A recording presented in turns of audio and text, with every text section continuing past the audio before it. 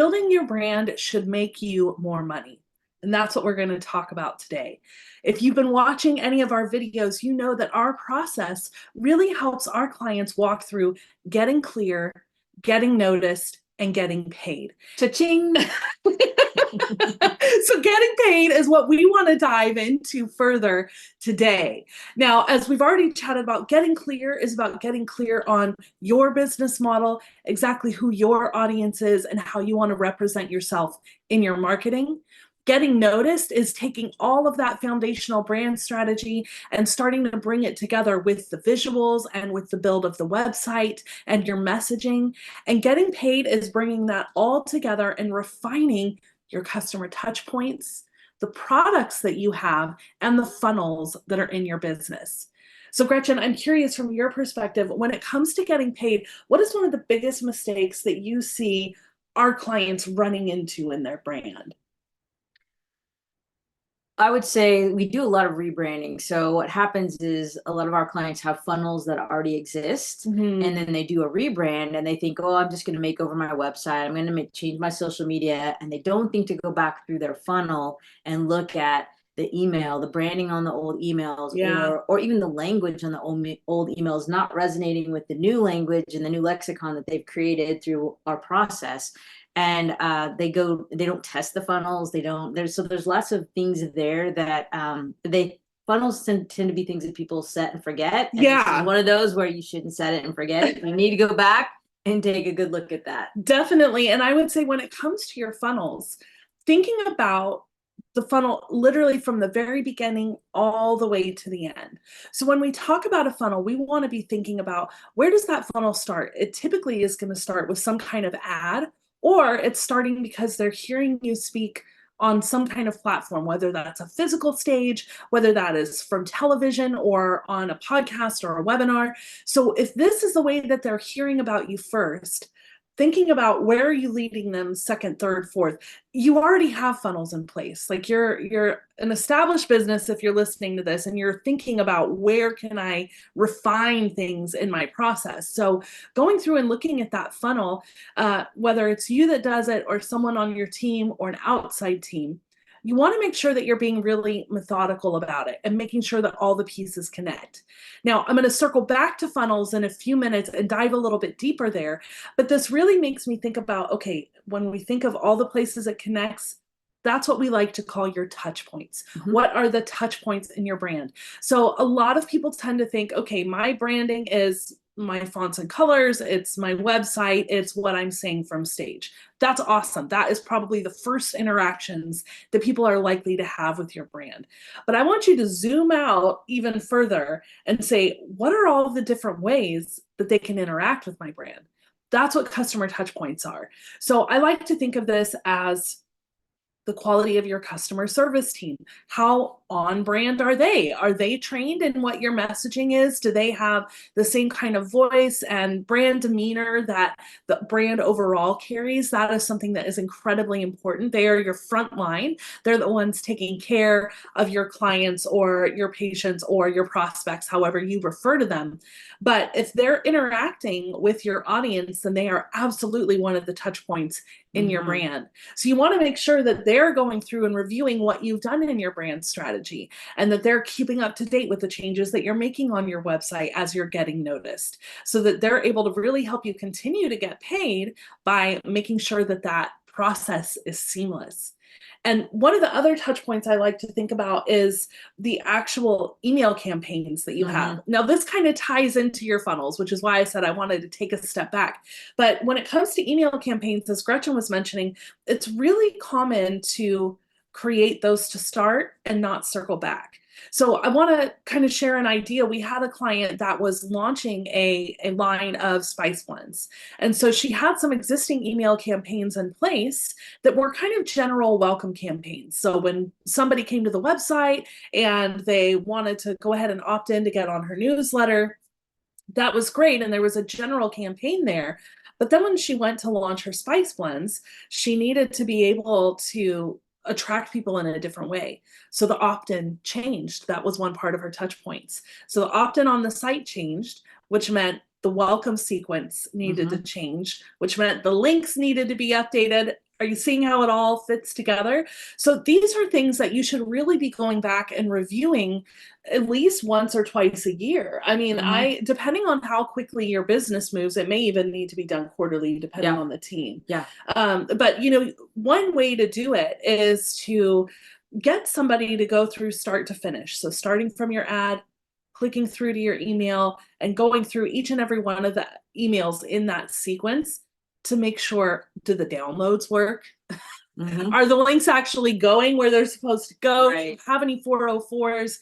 I mean, what other things do you want to share just around that touch point of email? Because I feel like that's such a big one for people. Yeah, I would also say look at those emails on a mobile device Yeah. because what I've seen recently, we've reviewed several funnels for some clients, and a couple of them that I tested, they were several years old. Like these funnels had been around for a while. They were pulling in literally millions of dollars. They were fantastic funnels, but we were just doing a quick review of that, and when I pulled it up on my phone, The it was, emails. yeah, it was so hard to read because the emails were not formatted for a mobile device. I had to pinch zoom and do the sideways scroll and try to read the email. And I'm like, that's just terrible Especially if you're experience. an Yeah. OG thought leader, right? Like Right. you've been doing this for a Yeah. while, then you probably are going to have some funnels Yeah, that it's were just that it was created, some created in emails. older Mhm. technology and they had never updated the technology with the Yeah. funnel. They had just been updating the page and updating the connection points and things like that, but had never gone back and updated the formatting of the email. And Mm. it wasn't, I couldn't read it on my phone easily. And when people see stuff like that on their phone and they have to take extra steps just to get the content, they're not going to read it. Some other touch points to possibly think about is when you're doing live events. So thinking about, is there anything when you go through a rebranding process that you might need to update for a live event? So this could be things like banners or handouts. It could be things like the bumpers for your video reels or the lower thirds, depending on how you're recording them. This could even be down to when you're interviewing the people who've attended your event and you're gathering those testimonials. Are you asking questions that are relevant to the new direction your brand is headed? So even thinking all the way through kind of that interview process of how can I capture the newest, most exciting things that support where my brand is going versus where my brand has been. So when it comes to touch points, this is one of those things that like sound small, but then just kind of can trickle out and be something really huge. So start by making a list of all the things that you need to update, or grab our rebrand checklist, or think through things that help you know what you can tick off as you're going, that is really going to help you circle back around and be able to make all the connections you need to enhance your brand through those touch points. And that leads to the next thing. All those touch points are often leading to some kind of product, right? Some Mhm. kind of service. So when we think of our products and updating those, keeping those up to date for the brand, I'm curious, Gretchen, from your perspective, if there's something that you think it needs to be highlighted in that arena. Sometimes I think our clients, when we're doing a rebrand, they think they have to keep everything because it's already out there, Yeah. and they're afraid to pull back and say, stop selling something," because they're like, "But it makes money." But yeah, when we do sit down and do the math on it, it's like, well, it makes a little bit of money, Yeah. but you're spending a lot of time maintaining it, or it's something you don't even want to fulfill on because every time someone buys, you're like, "Oh gosh, I got to do that again." And so I think when it comes to products and getting paid, the smaller footprint you have in that area, the more money you can actually make because you've got to weigh that the cost or Yeah. your cost of time versus what is that product actually doing in revenue. Well, and when you think about it in that unlimited impact process, right, of getting clear, getting noticed, getting paid, that's why in that get clear sequence, we want you to review products first. So let's say you've gone through that sequence, you did it in order, you started with number one and you got clear first. So you've reduced the number of products you have. Then when you're getting back to that get paid portion of the process, then you're reviewing the products that are relevant, that you wanted to keep around, that you wanted to be able to have grow with your brand. So then you really need to be going through them and reviewing the content that's written around the products, reviewing the product itself. Is it still answering the problems that your ideal clients have. Like the current ideal clients, the ones that are going to grow with you to that next level, are your current products still answering their problems? And if they're not, are there subtle tweaks you can make? Or do we need to get rid of it altogether, like Gretchen mentioned? But if they are keepers, what are the small things that need to be adjusted? This might even be something as simple as updating the cover on the opt-in so it matches the new brand, or updating the maybe adding one module to an online program that helps make the whole thing still stay relevant. So I think a lot of clients think that, okay, if I have to review my products and keep them up to date to get paid, they think they have to recreate the whole thing. Not at all. Just update the modules that need to be updated in your program. I think that's a really simple step that can be taken there. And so when you've gone through and you've looked at the customer touch points, like where else people are engaging with you or what other team members are involved, and then you've gone through and you dialed in your products, then it makes it easy to go through and review the funnels, because now you've already started with some of the kind of outline parts. You started probably in the touch points with the ads and the emails, and then you've worked your way through the product to see, is this still relevant? But when you're looking at that funnel, I would also really challenge you to think about the content in all of that. So making sure that the messaging in your funnel is up to date with where you're headed with your programs and with your products as your brand expands. What are some other things that you see when it comes to funnels? Because I know this can get really complicated. What else do you see that people should be thinking about? With funnels, one of the things we do funnel reviews for clients, and one of the major things that I see with funnels is they make them a little bit overwhelming when it comes to the mobile experience. And animation is great, but don't overdo it. There was one funnel I reviewed. I remember this very clearly. Every step, every time I scrolled down on my phone, something popped up or moved, or it was just very distracting. I was trying to concentrate on reading the copy because that's what's going to connect with the customer.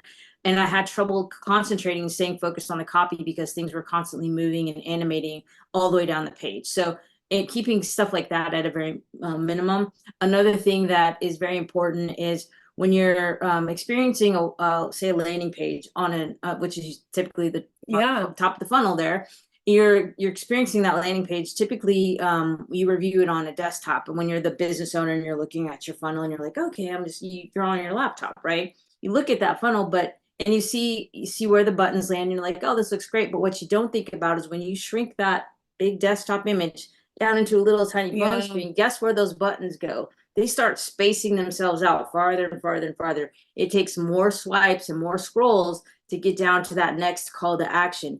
So on the mobile experience, and again, when we're reviewing funnels, this is one of the first things I look for is how often is that call to action being put in front of me as I'm scrolling down. So that's another big mistake. And one other one. You really don't want anyone to go more than 3 thumb scrolls really before hitting a button. Like, we got to think about how do they need to use it? Like, when are they going to be ready to take action? So you really need to be thinking about that as you're kind of doing the mobile version versus the desktop version, because it makes a massive difference. We had one recently that we were reviewing, and it was 15 thumb scrolls between the first button and the second button. We're like, oh my word, like you have no opportunity here for somebody, once they've been won over, to take an action. Like, let's support them with the product that you have, and let's also get you paid. So making sure that those buttons are there and frequent is going to be super important for that. And one other thing is to make sure that you have some kind of tracking system on that landing page that is showing you the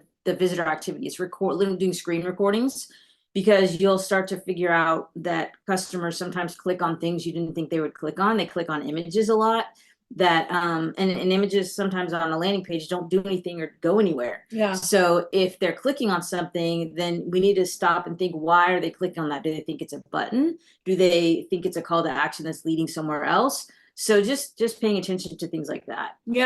And I would also say, going through and reviewing your videos. Like, we've talked about imagery a little bit and making the imagery up to date. And those could be things like simple photo swaps or updating the covers, program mockups, but also reviewing your videos. When you go through them, I don't think there's anything wrong with the video being old in terms of, oh, it's showing you at a younger age than you are now, as long as the content is still relevant to where the brand is going. Now, if you see something where you're like, okay, this is a super old video, it's not really relevant to the way the product works anymore, then you need to hop in and make an adjustment there. But also, if you're looking for ways to kind of get a boost on your landing pages, you should be reviewing all your video. Like that's going to be one of those places where people are building trust, they're feeling connection. And so it's not about having to go through and necessarily do a complete overhaul on the landing pages and in your funnel. It's more about where can we plug the holes and really think about that user experience so that they're able to take action right when they need to. Is there anything else around getting paid that you want people to think about as they're reviewing their touch points and their products and their funnels?